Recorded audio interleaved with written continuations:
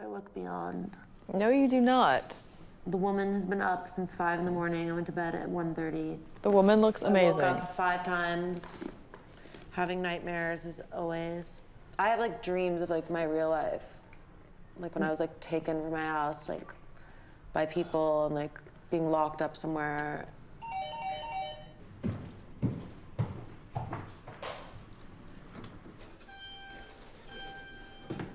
Hi. Hi. You look so gorgeous. Thank you. What have you guys been doing? Chilling, just thinking about life and why I have nightmares. Remember that like random school I went to? In Salt Lake City? Yeah. Yeah. Remember like 7 years ago, I was in Europe and I met someone who was at one of those places with you and I put you on the phone with them? What did he say? That you guys were at this place and it was just like mental. It was like abuse. There's Paris. Here we are at Paris's school. Here's Starry's room. Did you visit me there? I don't remember, but then I saw a video. Wasn't I there? You don't remember it? No. I feel like we both blocked it out. Mom and Dad always loved like hiding things from Everything. They're the king and queen of sweeping everything under the rug. Yeah. My parents always hid everything from us, so I would listen on the phone. That's how I got all my intel. And I remember it was a school night, it was the middle of the night, and I just heard screaming, bloody murder. I knew there was a takedown in the works. I didn't know it was people coming in and capturing her. I thought I was being kidnapped.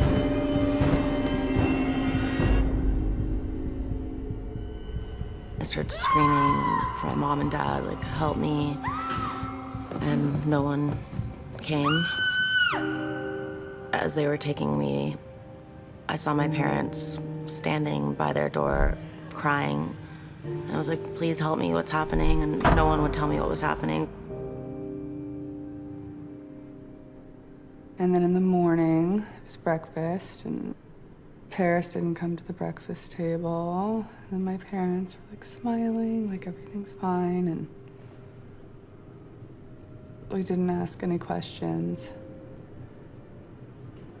And then I think they said she like went to boarding school.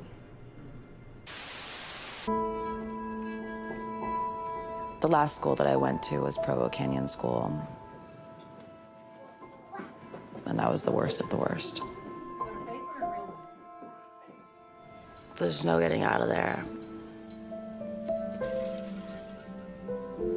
You're sitting on a chair, staring at a wall all day long, getting yelled at or hit. I felt like a lot of the people who work there got off on torturing children and seeing them naked. They would prescribe everyone all these pills. I didn't know what they were giving me. I would just feel so tired and numb. Some people in that place were just gone. Like the lights are on, no one's home. A lot of people were on suicide watch. And I was so scared that was gonna happen to me. So eventually, I found out a way to not take the pills. But everyone would tell on everyone, and they found a Kleenex with all of the pills in it. And I got in so much trouble for that.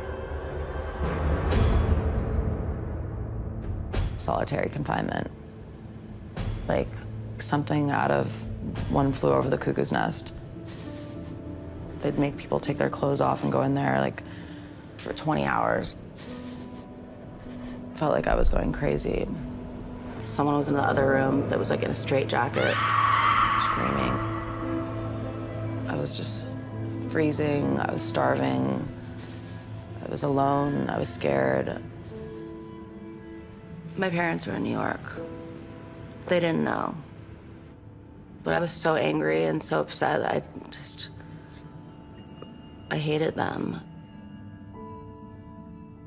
I was at Provo for 11 months. And the only thing that saved my sanity was thinking about what I wanted to do and who I wanted to become when I got out of there. I was gonna do everything in my power to be so successful that my parents could never control me again.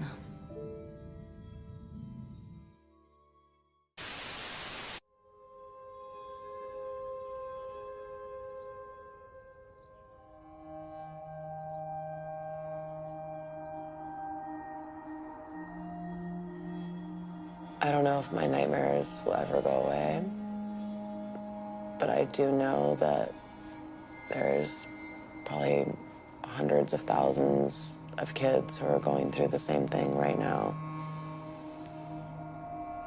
And maybe if I can help stop their nightmares, it will help me stop mine.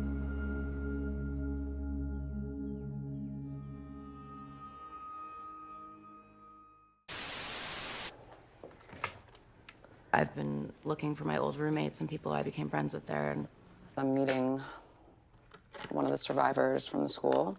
I'm so f***ing shy. You're nervous because you're shy, or you're nervous because you're nervous to start this? Everything. It's a lot, and I don't know what I'm walking into.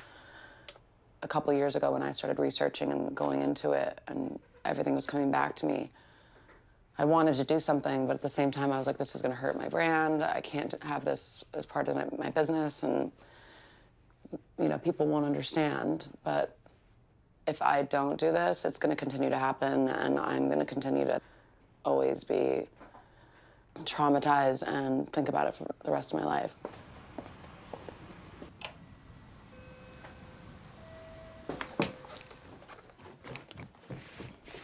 Hi. Hey, how's it going? Good. Long time no see. I don't know if Yeah. you recognize me. I looked very different Yes. back then. Hey. Thank you for coming. Yeah, no problem. It's weird that like a lot of survivors, they wake up like after like 15, 20 years and like, wow, like it hits them and they are ready to talk about it. Yeah. So Provo Canyon School, it's been this beast that's been around for 50 years. But every once in a while, some employees would decide that it's going to be great if they open their own programs. So PCS not only is responsible for the kids they abuse, but like all these sister programs that branched out and made the troubled teen industry. There are other celebrities that went through PCS, and I won't say their name, especially not on camera, but like you're the first one to bravely speak up. It needs to stop. Like, I literally want to go there and be like, all right, we're going in and we're taking all these kids out. Or With a big- trying to big talk to bus. them. I don't know, but I don't know what they'd probably call the cops and go crazy.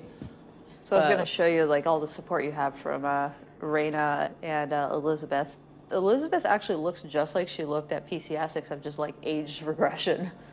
Yes, I do remember her. I still have nightmares, and it's been 20 years. Do you remember Raina Hager? I remember her too. The staff were abusive. I think one thing I can say is that they tried really hard to break me. And they caused a few cracks. I don't think I met your best friend there, but we did find her, Jessica. Jessica. She was such a badass. I ended up in an abusive relationship after I left Provo. I'm thinking maybe like being in places where they're abusive to you would make you think that that's a normal way to be. There's a bunch of police reports we were able to gather, like from 2011 to 2014, 56 calls of assault to Provo Canyon School, and 25 calls to the police in regards to sexual offenses. I'll also forward to, if you want to show this to your parents at all. I love this. No, I want to. I'm just like processing this again. It's not easy. We all have to get to that point where we're ready to open up about it. Yeah. I don't know if you have nightmares, but I have nightmares almost every night of me being taken. Ever since I got kidnapped at 16, like a pin drops and I wake up. This like hyper-vigilance of like every situation. And I think like I still take that with me in like work and stuff like that, where I'm like scoping out like, how do I get out of here? Like what's in the situation? Like I feel the exact same way about everything. Like even with love and relationships, I never like fully open because I don't even know how to. You know, one thing I've also seen with other survivors is that because the lines of like tough love and abuse are so blurred, that it's really easy to not see the signs of abuse ahead of time in a relationship.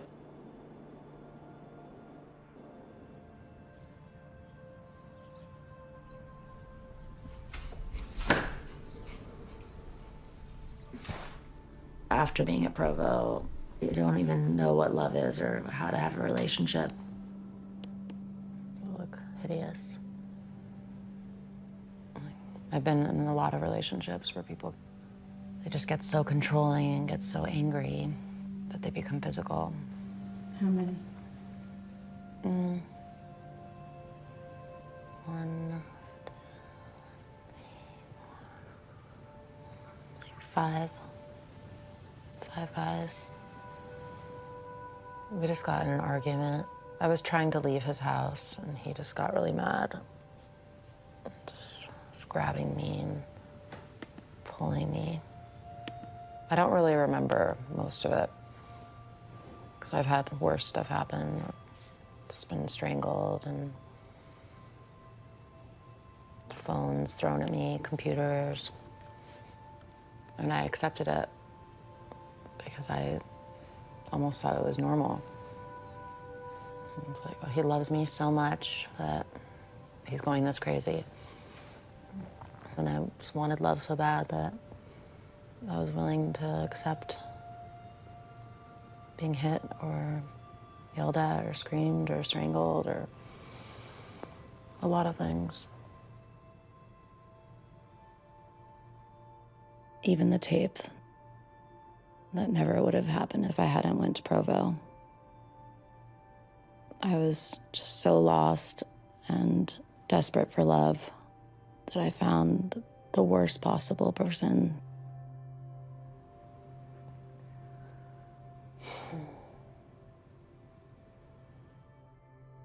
After being at that school, I just didn't want anyone to know and I didn't want to be embarrassed. I was so obsessed with looking perfect on the outside. That's why I always have to project basically what I think the public wants.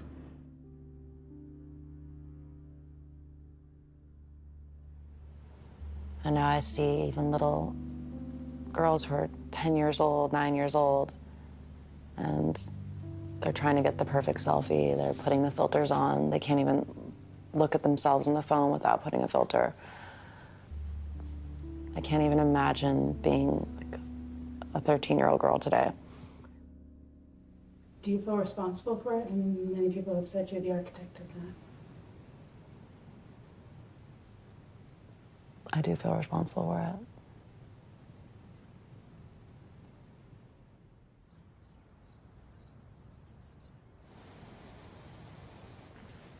Hello? Hi. Hey, how's it going? Good. How are you? Email. Awesome. Are you ready for tomorrow? Yes. I'm excited. I'm nervous. Yes. You're not going to be the only one.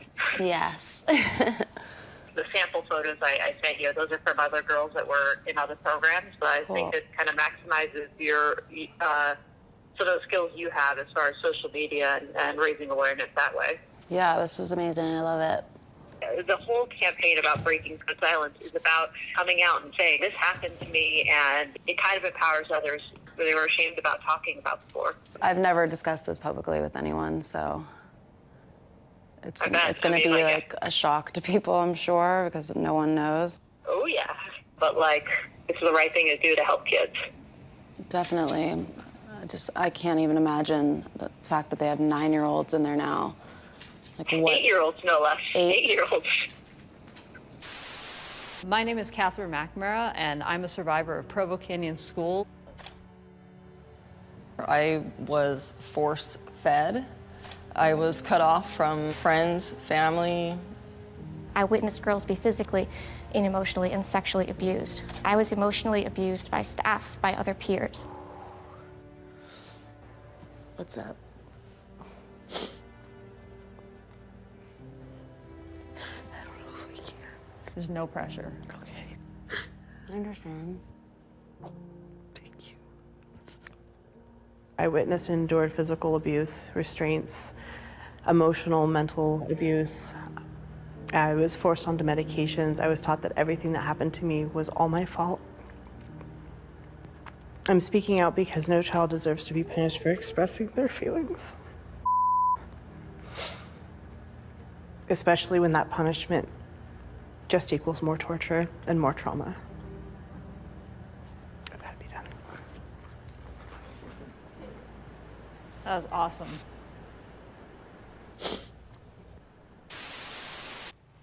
I just came up here because there was just so much to take in. I was like, oh my God, like,